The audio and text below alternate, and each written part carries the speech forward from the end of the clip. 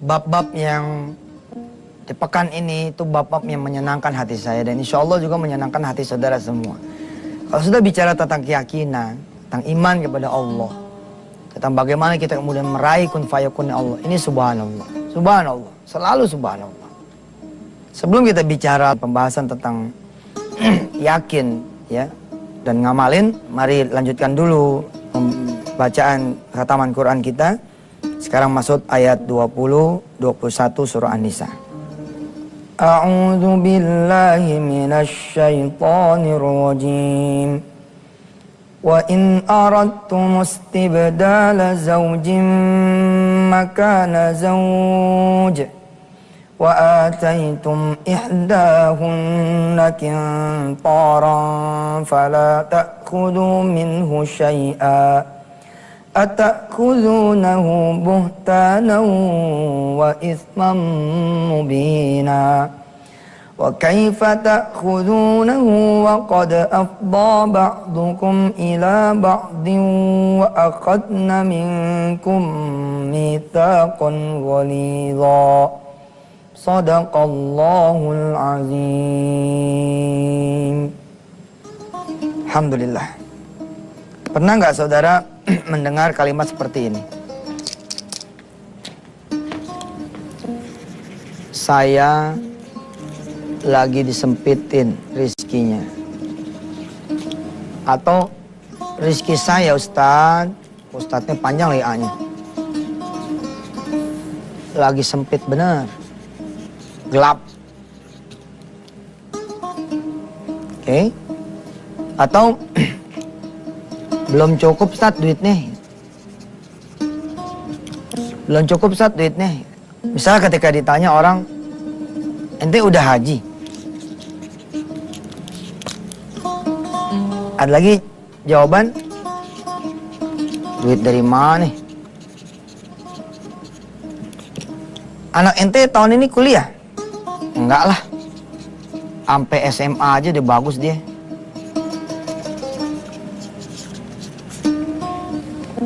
Atau kalimat-kalimat lain. Misalkan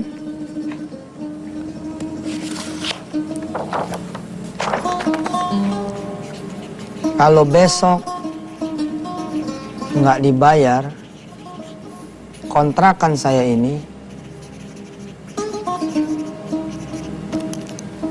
oke,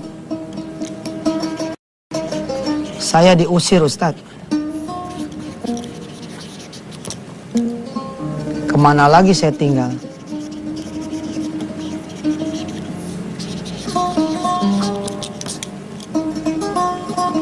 Maaf Ustadz, saya cuman tukang sapu.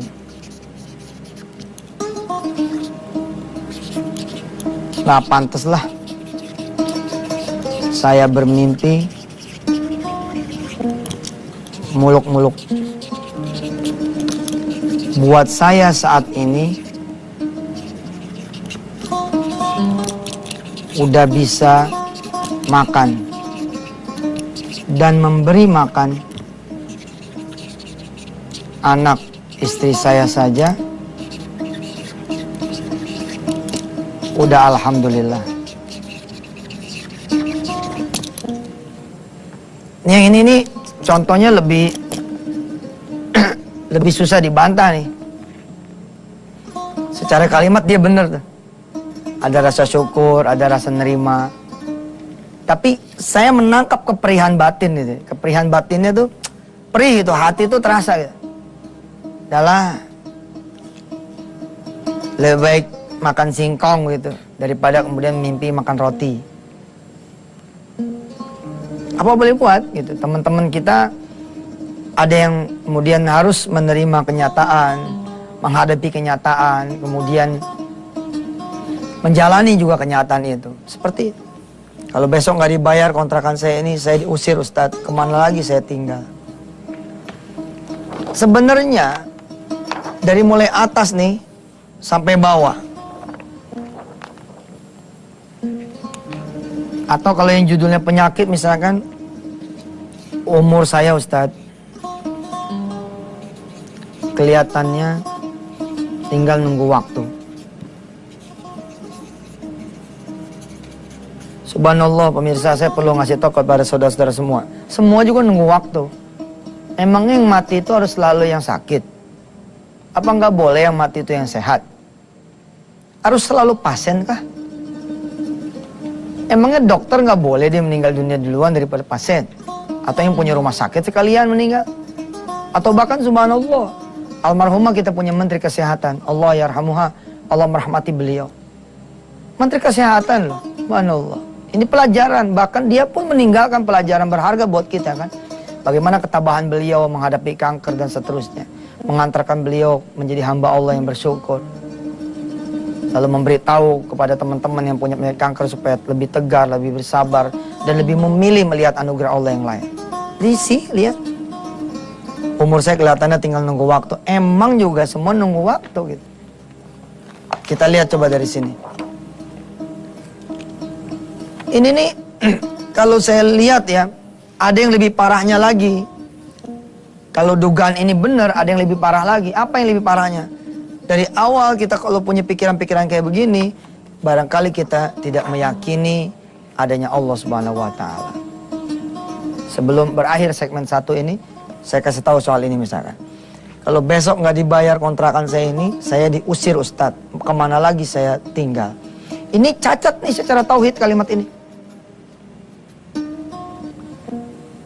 Kecacatannya banyak. Pertama, besok belum tentu dia hidup. Jangan mikirin besok. Pikirin aja hari ini masih menempati kontrakan. Lumayan kan? Kedepankan rasa syukurnya. Cacat yang berikutnya misalkan. Emang yang punya kontrakan siapa? Sampai berhak mengusir dia. Saya diusir Ustadz. Diusir siapa?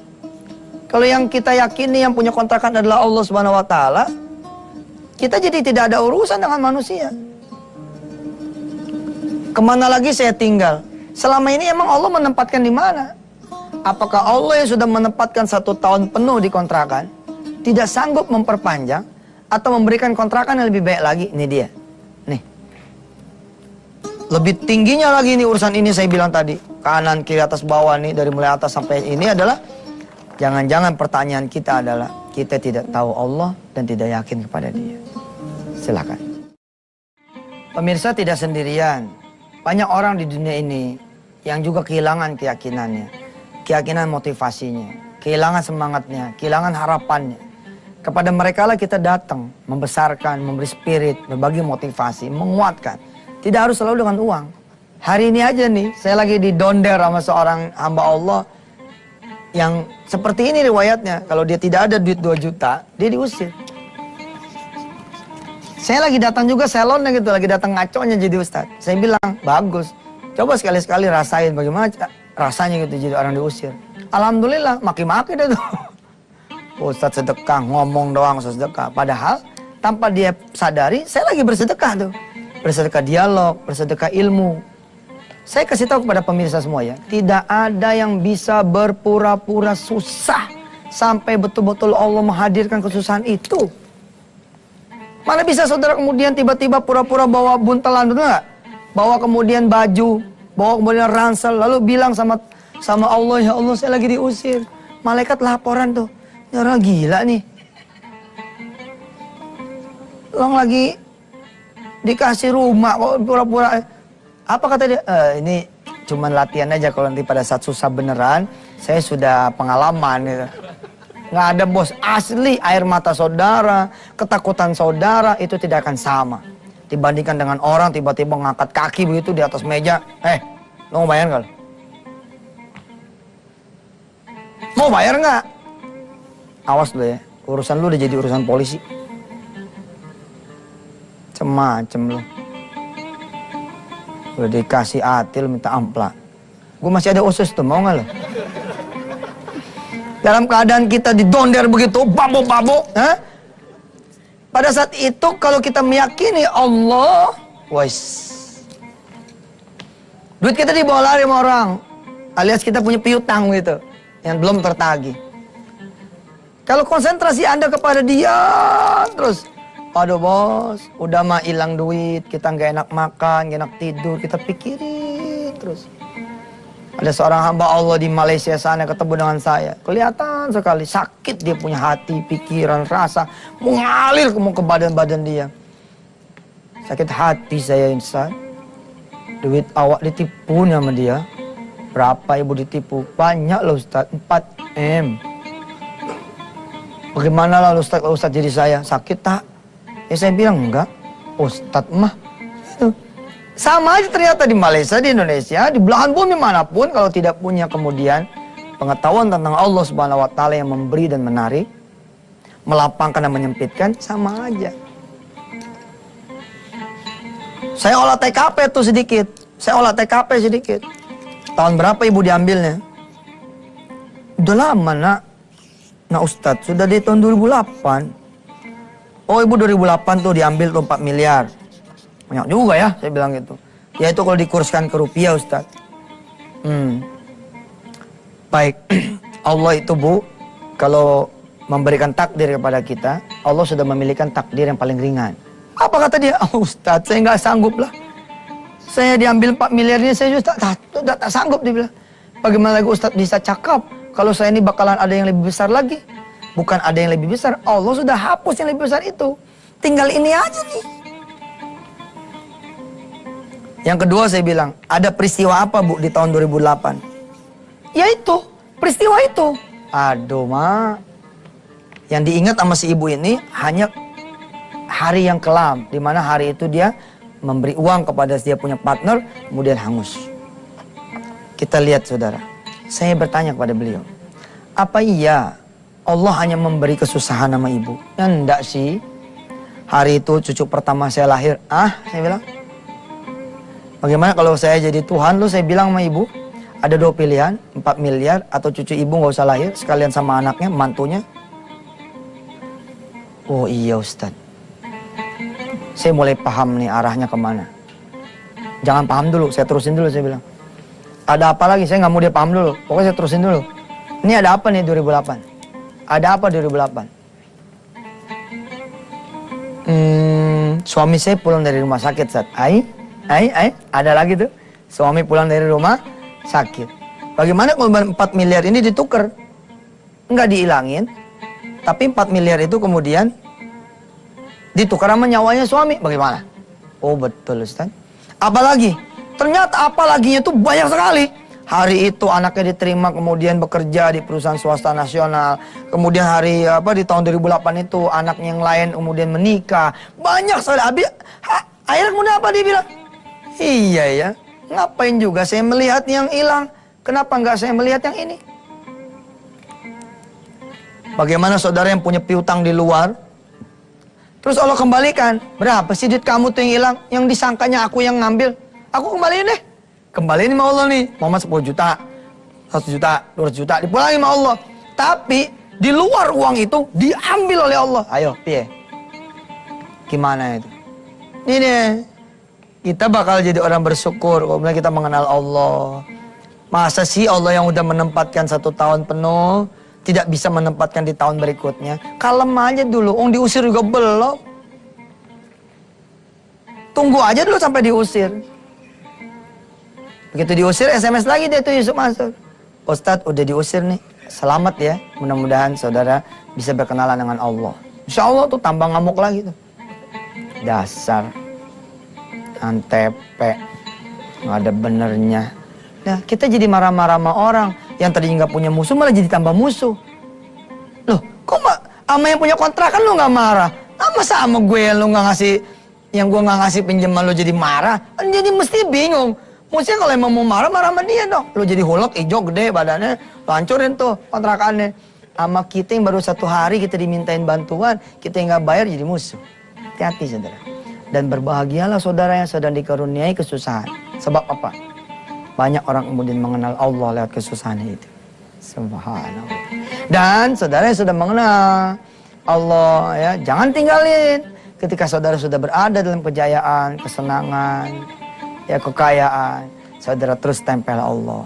Kalau masih dikontrakan dulu 2 rakaat qobliyahnya, begitu udah kebayar tuh kontrakan 4 qobliyahnya. Duhanya tadi nggak ada, jadi ada. Begitu rumah itu kebeli, jadi 4 dan seterusnya. Mudah-mudahan kita ketemu lagi di segmen 3 nih setelah yang berikut ini. Silakan. Apa yang saya bicarakan hari ini dan hari-hari ke depan, bagaimana kemudian yakin bergandeng dengan syukur. Yakin bergandeng dengan sabar. Yakin bergandeng dengan baik sangka. Yakin tuh nggak berdiri sendiri, saudara. Temennya yakin, saudara-saudaranya dia ini banyak. Saudara-saudara dia ini ada sabar, ada syukur, ada ridha, ada kemudian ikhlas. Tuh. Terus apa lagi? Baik sangka ya, husnuzon. Saya pengen tutup segmen 3 ini dengan kisah saya pribadi ketika dulu anak saya lahir. Saya Yusuf Mansur yang juga sama seperti saudara semua, masih terus belajar dan belajar terus. Nganter nih anak saya Wirda. Mertua saya ingat, saya kata mertua tuh, ayo kita jalan sekarang, kelihatannya udah mulai ada kontraksi tuh. Gitu. Saya bawalah ke bidan. Terus bidan langsung periksa istri saya dan dia bilang, insya Allah nih kayaknya nggak lama lagi nih bakal melahirkan. Jadi kira-kira bangsa subuh lah jatuhnya begitu si Wirda tuh. Nah, karena saya konsentrasi ke duit melahirkan, saya sempat kemudian merasa nggak bener nih. Saya saat itu tuh udah merasa nih, nggak bener nih. Kenapa saya jadi konsen ke masalah duit? Duit kan belakangan, bayarnya toh. Lahiran dulu dong. Habis lahiran bayar, kalau emang belum kebayar, situ aja dulu. Antengnya dulu di bidan. Minggu, 2 minggu sekalian kita bawa kulkas, bawa apa, tinggal situ. Saya bos merubah. Saya merubah apa? Merubah kemudian channel. Channelnya saya rubah dari soal duit menjadi soal karunia Allah tadi.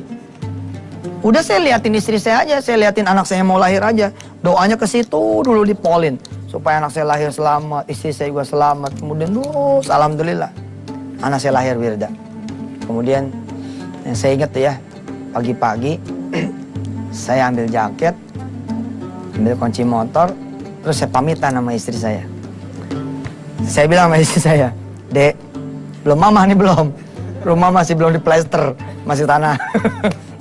Bukan, saya tahu diri juga gitu. Rumah belum diplester, manggilnya mama, ampun kayaknya kok kurang apa gitu. Ustadz, iya, bercanda, nggak boleh bercanda sama sih.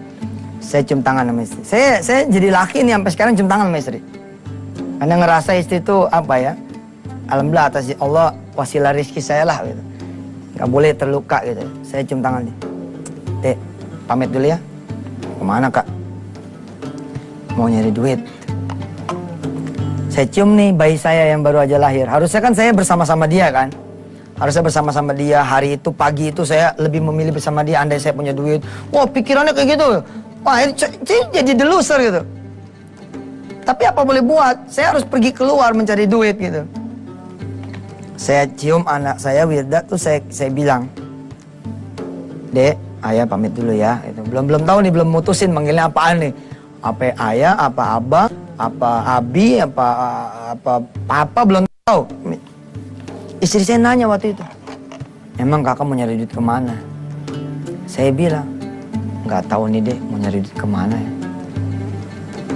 Begitu saya bilang nggak tahu nyari duit kemana, saya melihat mata istri saya, sepertinya mata itu memberitahu saya sesuatu. Dan tiba-tiba mengalir dari di balan saya dari mulai kepala sampai kaki gitu. Seperti ditabok gitu sama omongan saya sendiri. Nggak tahu dek mau nyari kemana. Itu ente tuh. Dan itulah saya saat itu. Nggak ngerti ada Allah. Dan tidak tahu mau nyari kemana. Saya langsung istighfar. Astagfirullah. Kenapa saya jadi begini? Kok bisa jawab sebagai seorang mukmin? Kok bisa jawab nggak tahu mau nyari kemana? Kok bisa? Kenapa tidak jawab dengan meyakinkan mau ke Allah dek?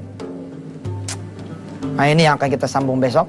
Jangan sampai kita dalam kesenangan kita, kesusahan kita lupa sama Allah. Di saat susah lupa, di saat senang apalagi. Di saat senang kita ingat, di saat susah insya Allah Allah akan mengingat kita. Pemirsa yang dirahmati Allah, stay tune di Antv besok pagi Jumat. Kita akan terusin ya dari kisah klasik tentang bagaimana kemudian Allah memperkenalkan dirinya kepada saya dan saya berusaha mengenal diri saya kepada Allah Subhanahu wa taala. Jangan lupa pemirsa, doakan saya dan doakan semua ustadz-ustadz di negeri ini biar pada lurus jalan hidupnya, lempeng, istiqomah dan gak banyak tengilnya, gak pada belagu. Mudah-mudahan Allah Subhanahu wa taala meluruskan jalan para ustadz, para kiai, terutama sekarang ini saya di hadapan saudara, supaya juga jadi orang yang mau terus belajar, rendah hati, tidak sombong, dan rajin menabung. Insyaallah. Ustadz, ya. Nggak serius saya minta doa lah dari pemirsa itu supaya lempeng. Udah tanggung jadi bercanda nih. Besok aja dah. Assalamualaikum warahmatullahi wabarakatuh.